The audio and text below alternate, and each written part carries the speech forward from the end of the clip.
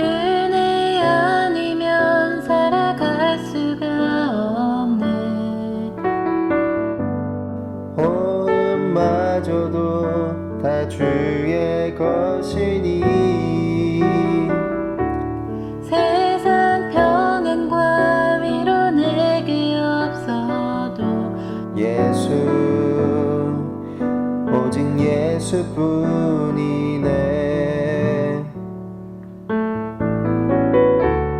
은혜 아니면 살아갈 수가 없네. 호흡마저도 다 주의 것이니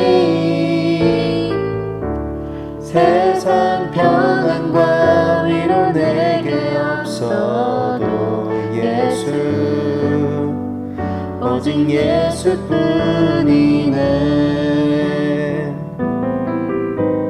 크신 계획 다 볼 수도 없고 작은 고난에 지쳐도 주께 묶인 나의 모든 삶 버티고 견디게 하시네.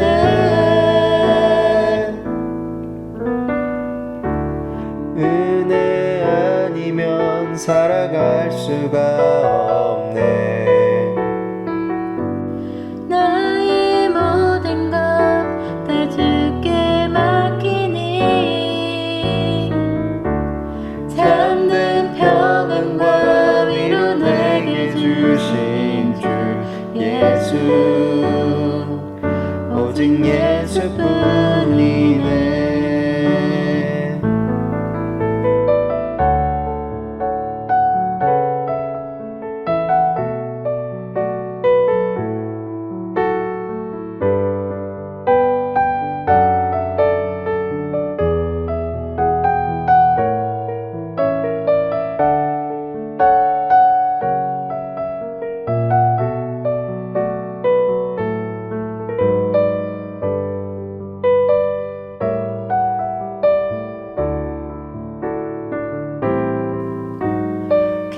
크신 계획 다 볼 수도 없고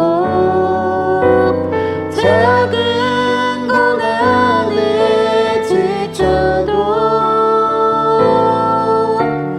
주께 묶인 나의 모든 삶 버티고 견디게 하시네.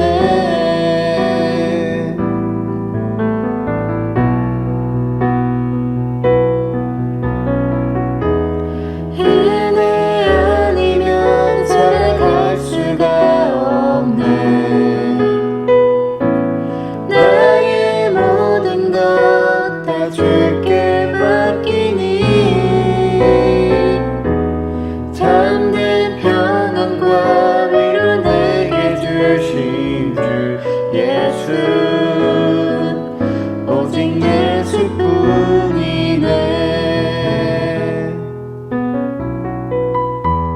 참된 평안과 위로 내게 주신 주 예수 오직 예수뿐이네.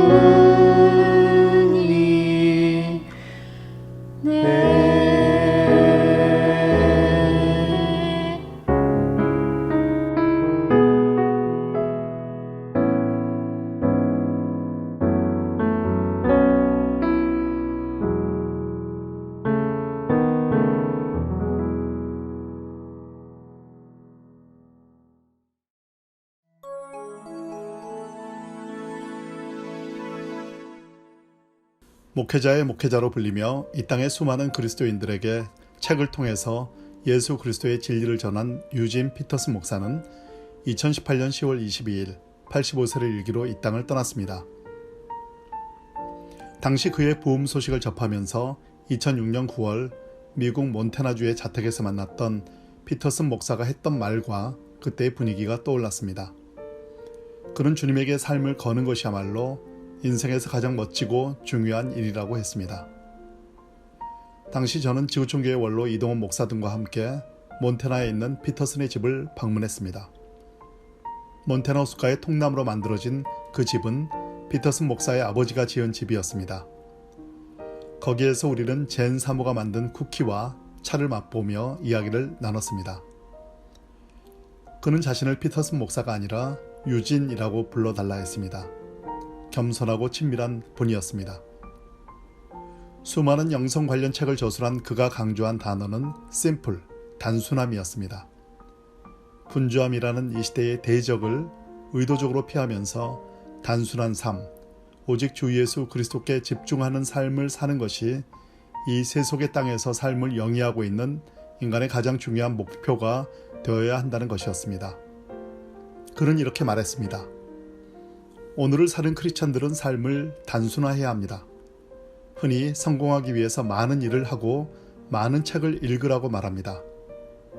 그러나 나는 거꾸로 이야기하고 싶습니다. 책을 지금보다 적게 읽으십시오. 더 적은 일을 하십시오. 기억하십시오. 세상은 당신을 더 이상 필요로 하지 않는다는 사실을. 세상이 필요한 것은 하나님입니다.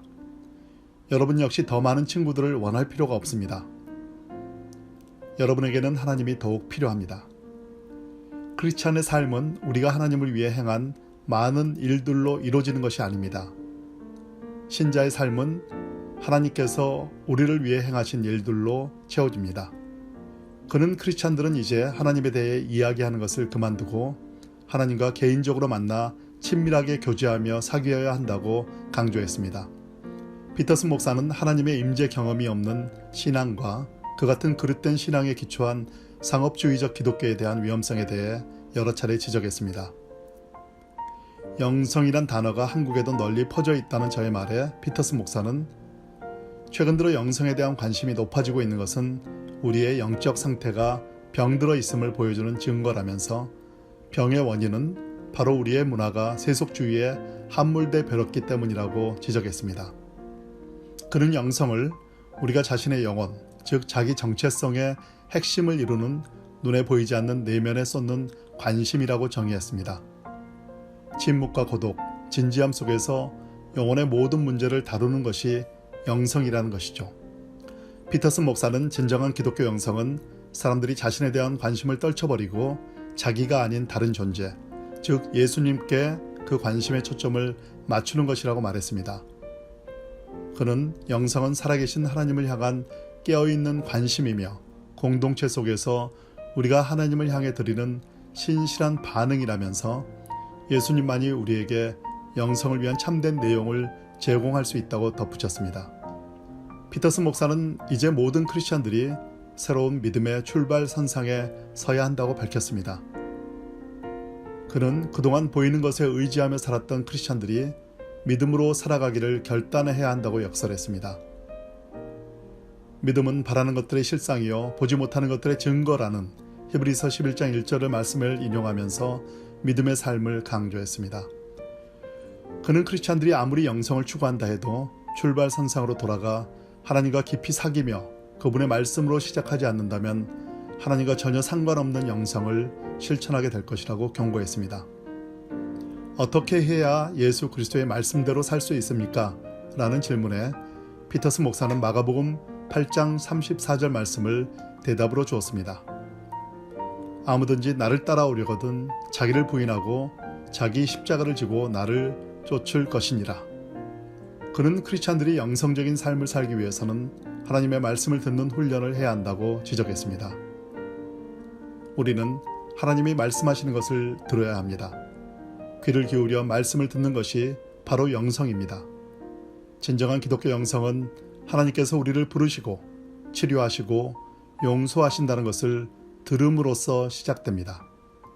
피터슨 목사는 특히 이 시대 크리스찬들이 추구해야 할 덕목은 거룩함이라고 강조했습니다. 그는 비록 세속주의가 문화를 정복하고 있지만 여전히 이 땅은 거룩한 곳이라고 말했습니다. 하나님께서 여전히 구원과 창조 속에서 임재하기 때문에 우리가 거하고 있는 곳이 아무리 부조리해 보일지라도 거룩하다는 것이죠. 그는 하나님의 말씀은 능력이 있어 반드시 어떤 일들이 생겨나게 한다고 말했습니다. 말씀을 들을 때 피조물인 우리가 취할 자세는 순종이라는 사실도 지적했습니다. 하나님의 말씀에 의지해야 합니다. 그분은 우리 속에 무언가가 일어나게 하십니다. 생각해 보세요. 성경에 나오는 모든 주요 동사의 형태는 명령형이지 않습니까? 가라, 믿으라, 빛이 있으라 등이지요. 명령형이 의도하는 결과는 순종입니다. 우리는 그의 명령에 순종함으로써 하나님과 보다 친밀하게 다가갈 수 있습니다. 자신을 정육점 주인의 아들이라고 소개하면서 피터슨 목사는 진정한 영성은 목회자로서 사역할 때뿐만 아니라 돼지고기를 자르면서도 가질 수 있다고 강조했습니다. 문제는 하나님과의 만남이 포인트라는 것입니다. 매일, 매 순간 새로운 출발선상에서 하나님과 만난다면 누구나 진정한 영성가라는 것이 그의 지론이었습니다. 피터슨 목사는 리젠트 신학교 교수로서, 목회자로서, 베스트셀러 작가로서 다양한 삶을 살아왔지만 자신에게는 목회가 가장 중요하다고 언급했습니다. 교수직을 떠나 목회를 처음 시작했을 때 피터슨 목사는 자신이 축구팀 감독과 같은 느낌을 가졌다고 합니다. 교수가 라커룸에서 코치를 하는 데 비해 목사는 실제로 경기장에 나가 공을 차고 태클을 당한다면서 성도들과 울고 웃으며 함께 뛰었던 목양의 삶이 인생에서 가장 귀한 것이었다고 말했습니다. 그는 예수 그리스도가 없는 삶은 무의미하다고 강조하며 이렇게 말했습니다. 우리는 예수님과 함께 예루살렘과 십자가와 부활로 나아갑니다. 그분은 우리의 전부입니다.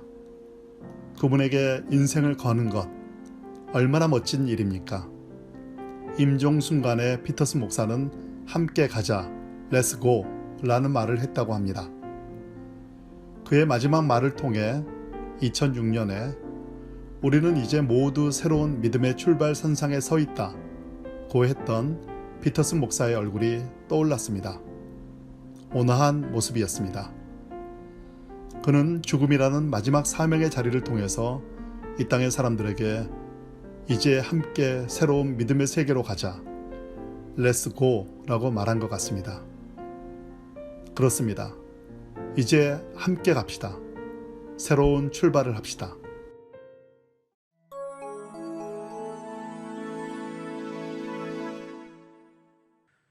구원의 은혜 사도행전 15장 1절에서 21절 말씀으로 오늘도 하나님을 경험으로 알기 원합니다. 우린 은혜로 살아가는 사람들입니다. 곧 하나님의 은혜죠. 우린 이 은혜 없이는 단 한순간도 살아갈 수 없는 사람임을 이 시간 믿음으로 고백하시길 바라요.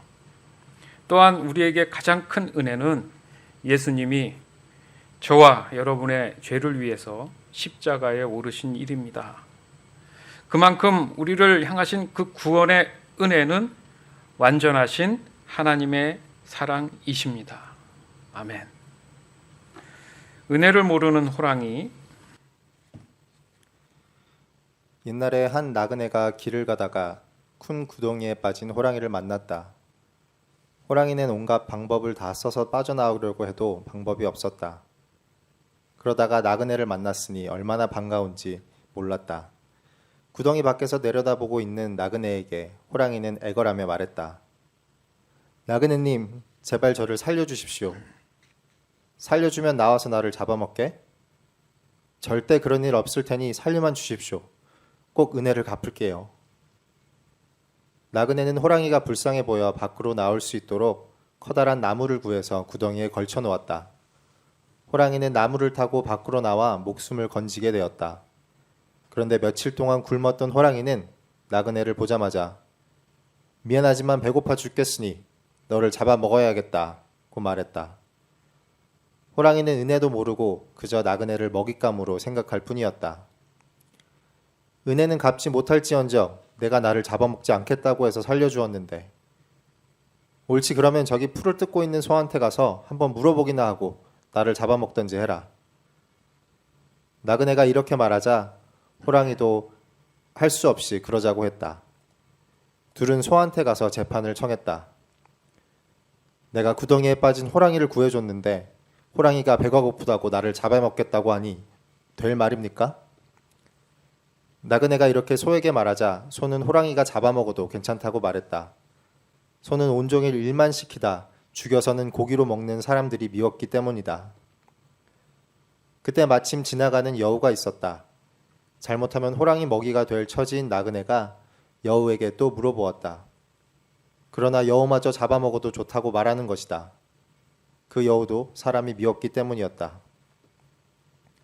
이제는 정말 호랑이에게 죽었구나 하고 나그네가 낙심하고 있는데 토끼가 깡충깡충 뛰어와서 왜 그러느냐고 물었다. 글쎄 구덩이에 빠진 호랑이를 살려주었는데 오히려 날 잡아먹겠다고 하니 어떻게 하면 좋겠습니까? 이렇게 나그네가 호소하자 토끼는 말만 들어가지고는 잘 모르겠으니 원래대로 해보라고 말했다. 그거야 어렵지 않지. 호랑이가 다시 구덩이로 들어가서 이렇게 있는데 나를 구해줬다. 그때 나그네는 걸쳐놓았던 나무를 재빨리 치워버렸다. 이제 호랑이는 구덩이에 다시 갇혀서 밖으로 나올 수가 없었다. 이 은혜도 모르는 호랑이야. 너는 죽어야 돼. 토끼는 이렇게 말하고 숲속으로 깡충깡충 뛰어갔다. 예전에 우리가 어렸을 때도 봤던 그런 이야기죠. 사람도 은혜를 모르면 안 된다. 그래서 결국 은혜를 모르면 다시 그 구덩이 속으로 돌아갈 수도 있다. 한 가지 더 예를 들어볼게요. 낭망하는 내 영혼의 회복이라는 책이 있습니다. 크리스토퍼 리브라는 분이 쓰신 책이에요. 그 내용 중에 보면은 인간 자신에게서 비롯되어 하나님의 사랑과 은혜의 결핍 속에 낭망하는 것은 세부적으로 보면 5가지의 이유가 있다라고 설명하고 있어요. 그걸 좀 잠깐 소개하겠습니다. 첫 번째가 인간 신체의 자연적인 우울증에서 비롯된다 이렇게 표현하고 있습니다. 내용을 보면요. 우울증의 영향은 이해력을 어둡게 하고 생각을 혼란시킨다. 그것은 이성을 방해하고 영혼을 슬프게 하며 속사람으로 하여금 상복을 잊게 만든다. 우울증의 여러 증세가 어우러지면 그것은 틀림없이 인간을 낭망시키고 하나님의 은혜를 느끼지 못하게 한다. 우울증은 불안과 불만족의 어머니이며 의심의 산파이다. 깊은 우울증은 하나님의 자녀로 하여금 자신이 하나님의 자녀인지 마귀의 자녀인지를 분간하지 못하게 한다. 자신이 시온의 아들인데도 바벨론의 모습이라고 여기게 만든다. 우울증에 걸린 사람이 의심하고 두려워하고 낙심하는 것은 아픈 사람이 신음하고 매를 맞는 아이가 우는 것과 마찬가지로 이상한 일이 아니다. 예. 두 번째는 마음의 죄와 영적 방심 때문이다. 하나님의 은혜가 중단된 느낌을 갖게 되는 것은 어떤 알려진 죄를 품고 탐닉하는 영적 방심 때문이다. 인간으로 하여금 이것만큼 하나님의 은혜에 대한 확신을 갖지 못하게 방해하는 것은 세상에 없다. 다윗은 그의 마음속에 죄를 감추고 탐닉하는 동안 하나님의 얼굴빛을 잃어버렸다. 다윗은 구원을 잃어버린 것은 아니지만 그의 구원의 기쁨을 잃어버린 것이다. 위안과 즐거움이 모두 사라져버렸다. 그래서 그는 이것을 회복시켜달라고 하나님께 간청한 것이다. 주의 구원의 즐거움을 내게 회복시키소서. 시편 51편 12절. 죄가 하나님의 자녀로 하여금 구원을 잃어버리게 하지는 않지만 이전에 누리던 위안과 구원의 기쁨을 잃어버리게 만든다. 죄를 곁으로 드러내어 고백하고 회개하며 그것에 대항하여 기도할 때 그때는 죄가 큰 타격을 입히지를 못한다. 그러나 죄를 깊이 품고 간직하며 회개하지도 않고 싸우며 기도하지도 않을 때 그때는 죄가 양심과 마음에 지진을 일으킨다. 내가 토설치 아니할 때에 종일 신음함으로 내 뼈가 쇠하였도다. 시편 32편 3절. 하나님은 자기 백성 어느 누구에게도 죄를 지으면서 평화와 위로와 은혜를 구하라고 격려하시지 않는다. 율법 폐기론자는 우리의 위안이 우리의 죄악된 행위와는 무관한 것이라고 믿게 하려고 하지만 하나님은 그렇게 가르치시지 않는다. 의의 공효는 화평이요 의의 결과는 영원과 평안과 안전이라. 이사야서 32장 17절. 여기서 위로와 위안, 기쁨, 평화와 안전이 의로운 행위와 연결되어 있음을 볼 수 있다. 만일 하나님의 계명을 깨뜨리면 하나님은 당신의 평화를 깨뜨리실 것이고 당신의 마음을 상심케 하실 것이다. 가증한 것에서 돌이켜 떠나지 않는 사람에게는 오직 하나님의 책망이 있을 뿐이고 하나님께서는 진노의 얼굴로 대할 것이다. 그는 더 이상 하나님의 미소를 즐거워할 수 없을 것이며 하나님의 은혜로운 얼굴빛을 받을 수 없을 것이다. 예. 세 번째는 은혜를 활용하지 못하기 때문이다. 요한복음 14장 21절이다. 나의 계명을 가지고 지키는 자라야 나를 사랑하는 자니 나를 사랑하는 자는 내 아버지께 사랑을 받을 것이요 나도 그를 사랑하여 그에게 나를 나타내리라. 가장 약한 행위에도 진실한 은혜가 있기는 하겠지만 그 은혜를 나타내고 활동하는 일에 약하다면 위로와 은혜의 표징도 약하여서 거의 알아볼 수 없게 될 것이다. 당신이 받은 은혜를 활용하는 데에 움츠린다면 그만큼 그 은혜에 따르는 평강을 누리기가 힘들 것이다. 예. 네 번째는 경건의 의무를 다하지 않기 때문이다.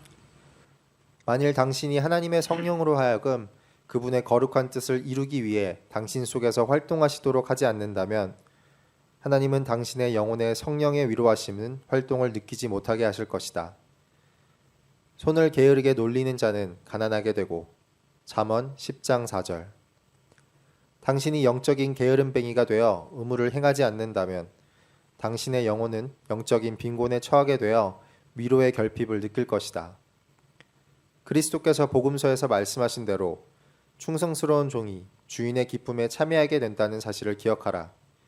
부싯돌과 금속이 부딪히듯이 하나님의 성령이 오셔서 영혼에 부딪힐 때에 하나님의 성령이 경건한 의무를 행하는 인간의 영혼 안에서 역사하실 때에 비로소 은혜의 불꽃을 볼 수 있다. 마지막으로 은혜보다는 위로에 집착하기 때문이다. 하나님의 은혜가 결핍되고 중지된 느낌을 갖는 다섯 번째 이유는 은혜보다 위로 자체를 더욱 추구하기 때문이다. 그리스도인들이 그들의 의무에 대하여 탐구하기보다 그들의 특권에 대하여 더욱 골몰하여 탐구할 때 의로워질 수 있는 수단에 대해서 힘써 배우고 활용하기보다 의롭게 되었는지의 여부를 더욱 힘써 알려고 할 때 성경에서 규정한 은혜를 얻는 수단을 활용하려고 애쓰기보다 자신이 은혜의 상태에 있는지의 여부를 알려고 더욱 애쓸 때 이것은 하나님이 그들을 성령의 위로로부터 떨어뜨리시는 이유가 될 수 있다. 네. 좀 어려운 듯해도 다시 한번 여러분들이 주중에 영상을 다시 한번 보시면서 잘 이렇게 묵상하시면 되겠습니다. 그러니까 우리의 믿음은요, 은혜를 인식하고 깨닫게 되는 그 순간에 일어나는 큰 감사에 대한 반응이다. 이렇게 볼 수 있는 거예요. 즉 정말 죽을 수밖에 없는 나를 그 죽음에서 건지신 그런 것에 대한 인식이죠. 정말 내가 실제적으로 죽음 앞에 봉착했을 때 그 누군가에 의해서 내가 구조함을 받았을 때 그 인식, 그죠? 그건 실질적이지 않습니까? 이 구원에 대한 은혜 또한 마찬가지라는 거예요. 건짐을 받았을 때 그 마음의 인식이 지금 우리에게는 하나님 앞에 감사할 수 있는 반응으로 보여줘야 된다는 거죠. 죄는 그 은혜를 망각하게 한다는 거죠. 바로 그게 둔하게 만든다는 얘기예요.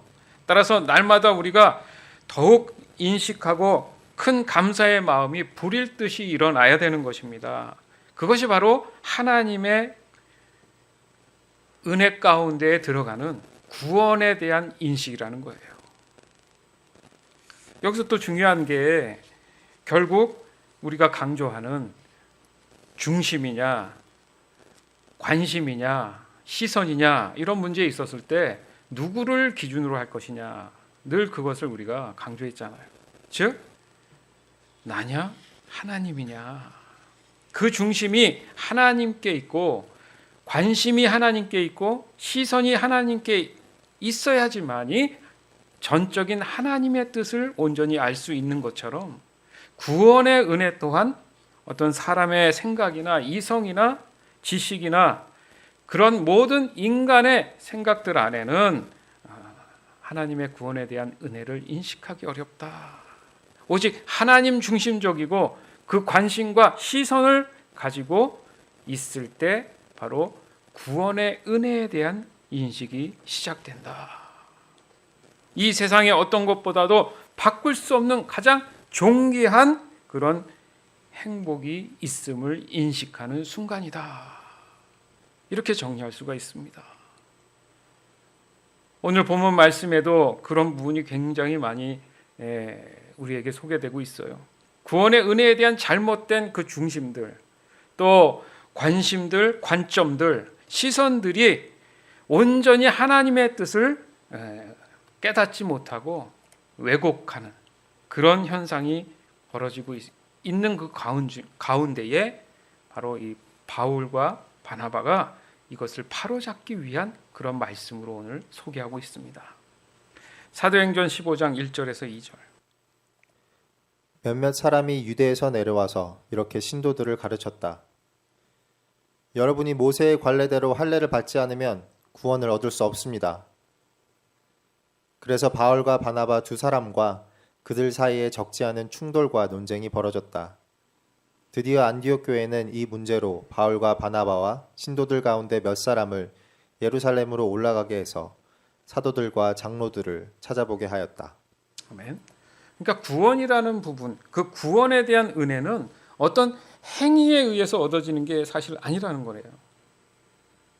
말은 쉬운데 이것이 어떻게 실제적으로 그렇다면 과연 구원의 은혜는 무엇입니까? 했을 때 그 정답은 어디에 있느냐? 거기에 우리가 지금 궁금해하는 거예요. 이 또한 출발점이죠. 시작이 어디 있느냐에 따라 다르다는 거예요. 무슨 말이냐면 구원은 하나님만이 하실 수 있는 절대 영역이라는 그 진리를 어떻게 하면 깨달을 수 있는가?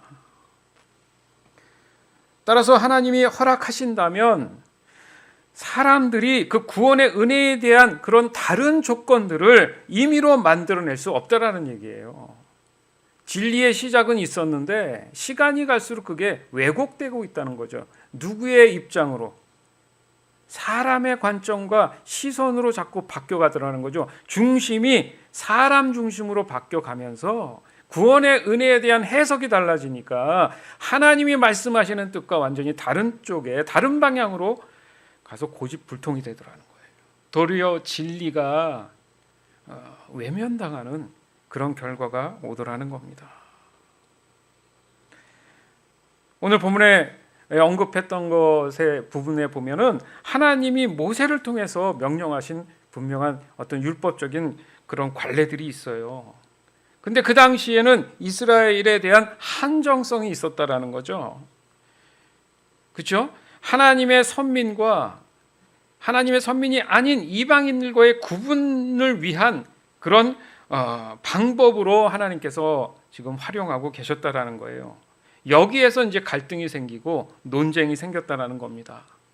즉 유대 전통에 속한 사람들은 여전히 이 구원의 은혜는 바로 이스라엘에게만 있다, 유대 사람들에게만 있다라는 신념을 갖고 있었던 거예요.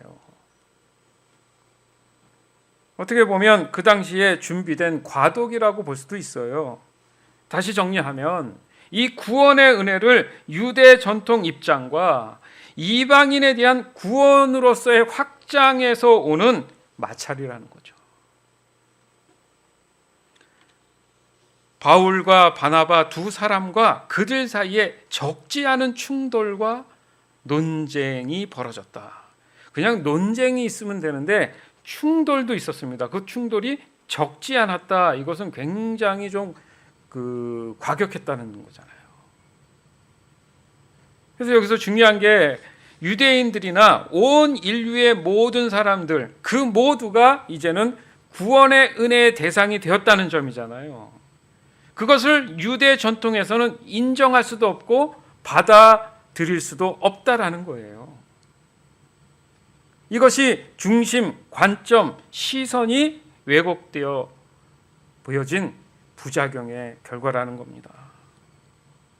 여러분 한번 생각해 보십시오. 어느 한 나라가 수세기에 걸쳐 존재하고 있었다면 그 수세기 동안에 내려왔던 전통들이 있습니다. 그러면 그 전통이 어떻게 자리 잡히냐면 거의 유전자처럼 자연스럽게 몸에 밴단 말이에요. 그게 몸과 마음의 그 모양을 그냥 완전히 흡착해 있단 말이죠. 수세기를는 둘째치고 단 몇 년 동안이라도 그 전통이 이어져 왔다면요, 그거 쉽사리 바뀌지 않습니다. 좀 그렇잖아요. 여러분, 이 마스크가 인기 상품이 될 줄 알았습니까? 근데 이 마스크가 주는 이 문화적 충격을 보세요. 예? 이거는 무서운 거예요. 사람이 갖고 있는 이 이념과 신념은 굉장히 무서운 겁니다.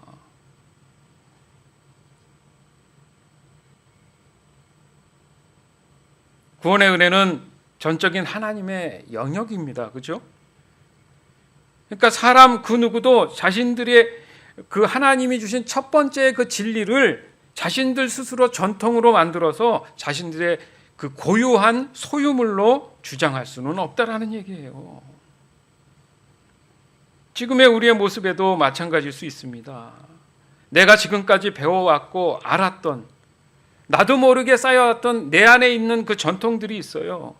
그것이 도리어 구원의 은혜를 왜곡할 수 있다라는 점을 우리가 항상 명심해야 됩니다. 이 점을 바울과 바나바는 강조하고 있었던 겁니다.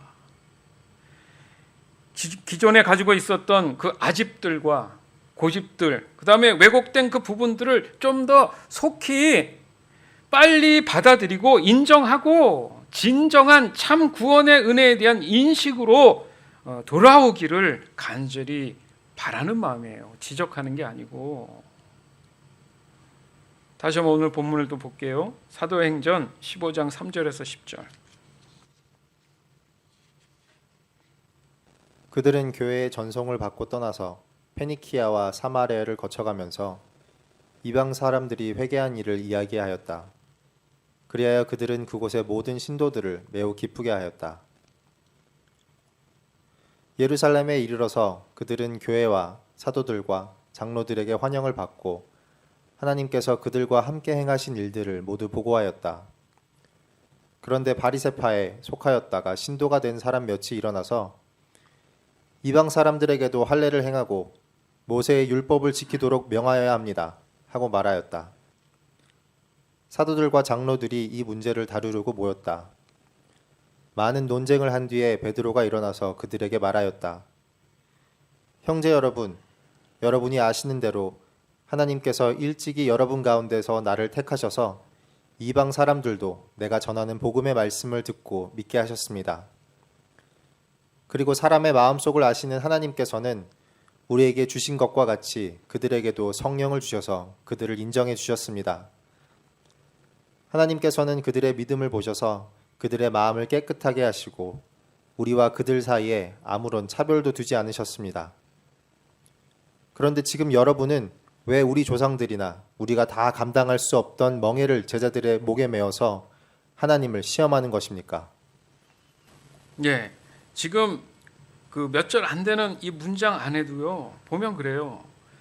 그 전통에 대한 본인들이 갖고 있는 선입견이 있단 말이죠. 5절에도 바리새파에 속했던 사람도 이제 예수 믿고 구원받은 그런 신자가 있었는데 그들도 자유하지 못하고 그 전통에서 자유하지 못하고 이방 사람들에게도 할례를 행하고 모세의 율법을 지키도록 명령해라. 이게 유전자처럼 돼서 떨쳐나가지 않았어요. 베드로도 처음에 그런 선입견이 있었단 말이죠. 이게 무섭다는 얘기를 하는 겁니다. 뭐냐 하면 내가 구원의 은혜를 이해하는데 이게 잘 안 돼요. 왜요? 내가 지금 나도 모르게 내 안에 고집 부리는 것들이 있다라는 거죠. 그것이 내게서 사라져야지만이 진정한 구원의 은혜를 깨달을 수 있다. 여기 말씀에도 그런 게 있잖아요. 예. 이방 사람들도 내가 전한 복음의 말씀을 듣고 믿게 되었을 때에 8절에 보니까 그리고 사람의 마음속을 아시는 하나님께서 우리에게 주신 것과 같이 그들에게도 성령을 주셔서 그들을 인정했다. 뭐예요? 그들은 그 전통이나 기존에 자기들이 갖고 있었던 모든 것들의 신념들을 다 내려놨다니. 그것을 보신다는 거예요. 그것을 보시고 하나님께서 그들의 믿음을 보셨다, 이렇게 표현한 거죠. 그들의 믿음을 깨끗게 하시고 이제 선입견 없이 모든 자가 구원함을 얻을 수 있다라는 그 자유함, 차별되지 않음을 깨닫게 해주셨다는 거예요. 지금 우리에게도 이것은 절박하고 절실합니다. 유대 우월주의 같은 성향이죠. 이건 그들이 얘기하는 거예요. 그래서 좋다, 다 좋은데 그거죠. 우리가 이미 가졌던 그런 습관들이나 이런 것들이 있는데 그것은 좀 더 우리가 행해야 될 부분들, 종교적인 어떤 행위에 대한 부분들을 통해서 좀 구별됨에 대한 의미를, 그 가치를 둬야 되지 않느냐. 지금 이렇게 얘기하는 거예요. 자, 듣기에는 어떻습니까? 맞는 말 같죠. 그러나 하나님의 그 말씀 안에, 그 뜻 안에 우리가 온전히 들어가기 위해서는 이런 것들을 일단 다 내려놔야 된다는 거예요. 이미 예수님을 경험하고 또 부활을 동참했던 사도들 입장에서는 참 답답한 노릇이었죠. 왜요? 그들도 예수 믿고 구원받은 그런 상황 그 전에는 자기들이 가지고 있었던 고집과 아집들이 있었어요. 그러나 예수 그리스도를 만남으로 인해서 바뀌었다는 거죠. 완전히 그 선입견을 다 내려놨다라는 거죠. 그랬을 때 그들은 참 구원의 은혜를 알게 된 겁니다. 진짜 구원, 살아있는 구원을 깨닫게 됐다라는 거죠. 안타까운 것은 그 답답함, 유대교에서 가지고 있었던 그 전통에 대한 고집과 아집들이요, 오늘날 지금 이 순간까지도 진행되고 있습니다. 이건 무서운 거라는 거예요. 그러니까 그분들을 손가락질하는 게 아니고 내 안에도 아직도 버려지지 못하는 나의 본이 아닌 전통들, 고집들, 아집들이 내 몸에서 뜯어져 나가지 않는 한은 하나님의 참 구원의 은혜를 기쁨으로 내가 느끼지 못하기 때문에 아까 서두에 언급했던 그 5가지 유형 안에 내가 들어갈 수 있다라는 거예요. 예수 믿고 구원을 받았어요. 맞아요. 그러나 그 구원 받음에 대한 기쁨으로 살아가는 데에는 어려움이 있다라는 거죠. 기쁨이 있는데 우울증이 올 수는 없잖아요. 그렇죠? 기쁨이 있는데 하나님의 말씀에 의거해서 경건한 삶을 안 살 수가 없잖아요. 기쁨이 있는데 내 안에 거짓되고 잘못된 죄악들을 내가 품고 살지는 않는다는 거죠. 그러면서도 내게 기쁨이 없다고 얘기할 수 없다라는 거죠. 더더욱 공감 가는 것은 하나님의 은혜에 대한 얘기, 그런 얘기가 아니라 도리어 위로에 대한 관심에 더 집착하더라는 거죠. 받으려는 그 욕심, 그 습관,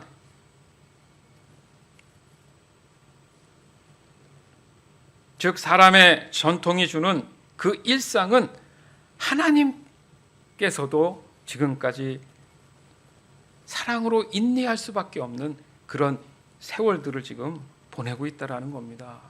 여러분, 그만큼 무섭다는 얘기예요. 이게 이 고집과 아집이라는 게 우리의 일상 속에서 너무 그런 것들이 많이 젖어 있을 수 있습니다. 그 결과로 인해서 하나님이 주시는 그 구원의 은혜에 반응하지 못하는 것 같이 슬픈 일은 없어요. 정말 무서운 일은 없습니다. 어떠한 상황 속에서도 내가 범사에 감사할 수 있을까? 그것은 구원의 은혜에 대한 인식과 기쁨이 있기 때문에 감사할 수 있는 거예요. 많은 것을 갖는다고 해서 우리가 기뻐할 것 같습니까? 더 가지려고 하지. 우리가 늘 얘기하는 구원의 은혜는 자유함입니다. 하나님의 살아계심에 대한 공감이에요. 그렇죠? 그 공감을 통해서 내가 늘 그 은혜 가운데 살고 누린다는 그 자유함이 거기 있다라는 거죠. 사도행전 15장 11절에서 21절. 우리가 주 예수의 은혜로 구원을 얻고 그들도 꼭 마찬가지로 주 예수의 은혜로 구원을 얻는다고 우리는 믿습니다. 그러자 온 회중은 조용해졌다. 그리고 그들은 바나바와 바울이 하나님께서 자기들을 통하여 이방 사람들 가운데 행하신 온갖 표징과 놀라운 일을 보고하는 것을 들었다. 바나바와 바울이 말을 마친 뒤에 야고보가 대답하였다. 형제 여러분, 내 말을 들어보십시오. 하나님께서 이방 사람들을 돌아보셔서 그들 가운데서 자기 이름을 위하여 처음으로 한 백성을 택하신 경위를 시므온이 이야기하였습니다. 예언자들의 말도 이것과 일치합니다. 예언서에 이렇게 기록되어 있습니다. 이 뒤에 내가 다시 들어와서 무너진 다윗의 집을 다시 짓겠으니 허물어진 곳을 다시 고치고 그 집을 바로 세우겠다. 그래서 남은 사람이 나 주를 찾고 내 백성이라는 이름을 받은 모든 이방 사람이 나 주를 찾게 하겠다. 이것은 주님의 말씀이니 주님은 옛부터 이 모든 일을 알게 해주시는 분이시다. 그러므로 내 판단으로는 하나님께로 돌아오는 이방 사람들을 괴롭히지 말고 다만 그들에게 편지를 보내서 우상에게 바친 더러운 음식과 음행과 목매어 죽인 것과 피를 멀리하라고 하는 것이 좋겠습니다. 예로부터 어느 도시에나 모세를 전하는 사람이 있어서 안식일마다 회당에서 그의 글을 읽고 있습니다.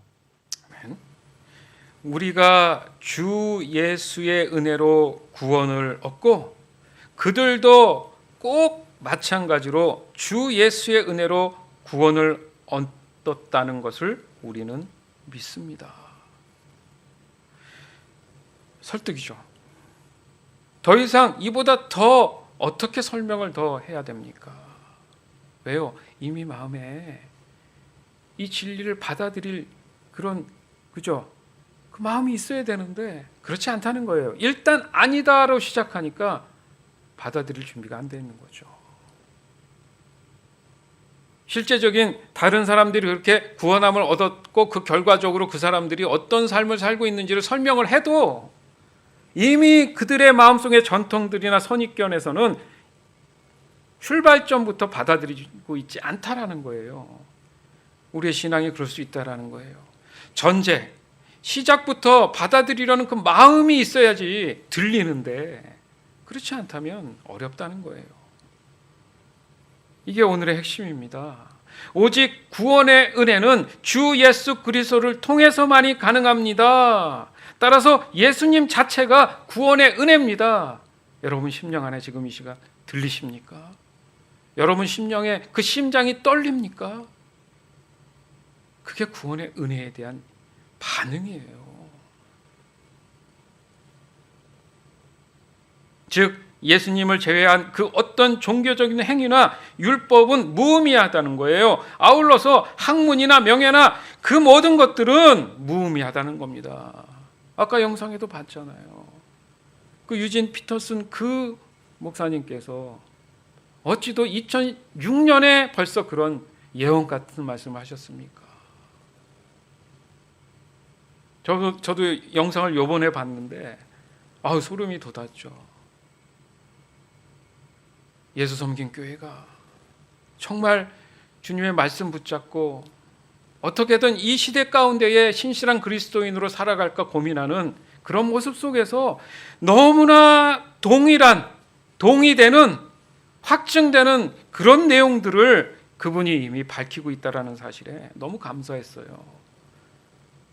구원에 대한 이 은혜를 분명히 인식한다면 똑같은 생각을 할 수 있겠구나. 심플, 단순함, 하나님과의 친밀함, 순종 다 우리가 매일매일 강조하는 말씀이잖아요. 다른 것은 필요 없습니다. 늘 얘기하잖아요. 코이노니아. 늘 강조하잖아요. 뭘 더 알아야 됩니까? 뭘 더 배워야 됩니까? 나는 지금 하나님을 온전히 알고 있습니까? 왜 하나님이 내게 오셨습니까? 바로 구원에 대한 은혜인데 그 은혜를 내가 어떻게 인식하고 있습니까? 이거잖아요.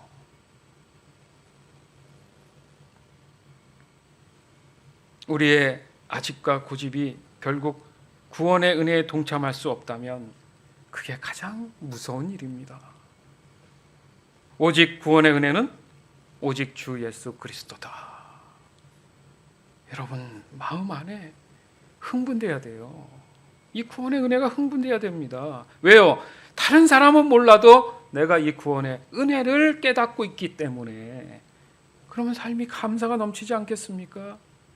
늘 감사한 삶이 넘치지 않겠어요? 늘 내 마음 안에 자유함이 있지 조바심은 없죠. 우울할 수가 없죠. 그러기 위해서는 나의 믿음이 온전한 진리 안에 있어야 합니다. 그리고 나서 구원의 은혜를 받은 사람답게 살아가는 모습이 있는 거예요. 사랑하는 여러분, 구원의 은혜는 전적인 하나님의 사랑에서 시작되는 우리를 향하신 하나님의 기쁨이십니다. 자녀를 바라보는 부모는 늘 기쁩니다. 그래서 그 기쁨 안에 자녀가 있는 거예요. 똑같습니다. 오늘도 살아서 역사하시는 그 하나님의 그 은혜는 바로 우리에게 구원을 베풀어 주셨어요. 그래서 예수님이 이 땅에 오신 거 아닙니까? 그것을 내가 인식하고 감사하는 거, 거기서부터 시작되는 거예요. 인간 자신에게 비롯되어 하나님의 사랑과 은혜의 결핍 속에 낭망하는 것은 세부적으로 보면 5가지 이유를 꼽을 수 있다. 즉 구원의 은혜에 대해 바른 인식을 못하는 이유가 5가지 있는데, 첫 번째가 인간 신체의 자연적인 우울증에서 비롯된다. 두 번째가 마음의 죄와 영적 방심 때문이다. 세 번째가 은혜를 활용하지 못하기 때문이다. 네 번째가 경건의 의무를 다하지 않기 때문이다. 5번째가 은혜보다는 위로에 집착하기 때문이다. 요즘을 살아가는 그리스도인들은 5번째가 제일 많이 공감할 것 같아요. 은혜보다는 위로에 집착하기 때문이다. 하지만 한마디로 말한다면 내 자신이 목숨보다 버리기 어려운 나의 습관들이 있다. 사실 그 얘기예요. 그것이 전통이 될 수도 있고 또 자라온 환경일 수도 있습니다. 문화적인 걸 수도 있고요. 학문적인 걸 수도 있고 뭐 기타 등등 성향일 수도 있고, 그 모든 것들은, 그 수많은 것들은 내 중심적인 아집이나 고집들로 인해서 참 구원의 은혜를 망각할 수 있다라는 거예요. 왜 영성 얘기를 하는가? 왜 성경이 교회가 참 구원을 오늘까지 외치고 있는가? 인간은 절대적으로 구원을 받아야 될 대상이기 때문에 그렇습니다. 아멘. 즉 반드시 구원을 받아야 할 유일한 대상이라는 거예요. 따라서 유대인이든 이방인이든 차별할 수가 없다라는 거죠. 구원의 은혜는 모든 사람에게만 적용되는 유일한 하나님의 사랑의 대상이라는 거예요. 유일하게. 아멘. 따라서 이번 한 주간도 오늘 준비된 이 말씀들을 여러분 여러 번 묵상하셔야 돼요. 제가 무슨 말을 더 많이 하겠습니까? 그래서 몇 가지 예로 여러분들한테 소개한 겁니다. 이것을 여러 번 듣고 깨달을 수 있다면 참 구원의 은혜를 인식할 수 있어요. 그러면요, 내 삶이 조금씩 뭔가 달라집니다. 보는 관점도 달라지고, 내 마음에 있었던 어떤 자유하지 못한 것들, 기쁘지 못한 그런 부분들이 뭔가 다르게 용서 숨치는 자유함이 있고 기쁨이 찾아오는 것을 여러분 느낄 수 있어요. 저는 그것을 소망합니다. 그래서 진정한 구원의 은혜를 인식하고 그 구원받는 사람으로서 복된 일상을 누리게 되는 저와 여러분이 되기를 주님의 이름으로 이 시간 축원드립니다. 디모데후서 4장 22절, 베드로후서 1장 2절. 주님께서 그대의 영과 함께 하시기를 빌며 주님의 은혜가 여러분과 함께 있기를 빕니다. 하나님과 우리 주 예수를 알므로써 은혜와 평화가 여러분들에게 더욱 풍성하여지기를 바랍니다. 아멘. 하나님과 우리 주 예수를 알므로써 인식함으로써 은혜와 평강이 저와 여러분에게 늘 풍성하기를 다시 한번 주님의 이름으로 축원합니다. 아멘.